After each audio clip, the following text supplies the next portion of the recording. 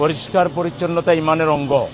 আল্লাহ রসুল সাল্লাল্লাহু আলাইহি সাল্লাম বলেছেন, আত-তুহুরু শাতরুল ঈমান, পরিচ্ছন্নতা ইমানের একটা অঙ্গ।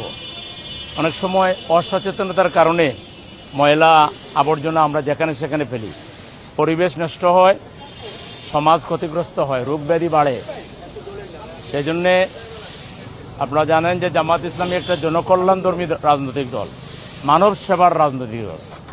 জামাত তথাকথিত শুধু কথামালার রাজনীতি জামাত করে না, জামাত রাজনীতি করে সত্যিকার অর্থে মানুষের কল্যাণে। সেই জন্য আমরা চাই আমাদের এই প্রিয় নগরী ঢাকা সিটি, এটা এই যে রমজান মাস আসতেছে, মাহে রমাদান, যাতে আমরা অত্যন্ত সুন্দর পরিবেশে, পবিত্রতার পরিবেশে যেন আমরা মাহে রমজান উদযাপন করতে পারি, সেই লক্ষ্যেই আমরা আজকে সারাদিনব্যাপী ক্লিন ঢাকা কর্মসূচি ঘোষণা করেছি ঢাকা মহানগরীর উদ্যোগে।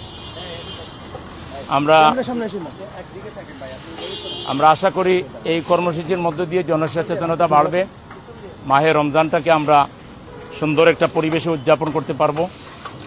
সেই লক্ষ্যেই আজকের এই কর্মসূচি। আমাদের এই কর্মসূচিতে নগরবাসী সাড়া দিবেন, সহযোগিতা করবেন, এবং আপনারা যারা আজকে এখানে এসেছেন আপনাদের সবাইকেও আমরা ধন্যবাদ জানাই যে আপনারা এই কর্মসূচিতে সাড়া দিয়েছেন। আল্লাহ আমাদের এই কর্মসূচিকে কবুল করুন এবং আমরা যেন জনগণের পাশে দাঁড়াতে পারি আরও বেশি করে, আল্লাহ সেই তৌফিক দান করুন।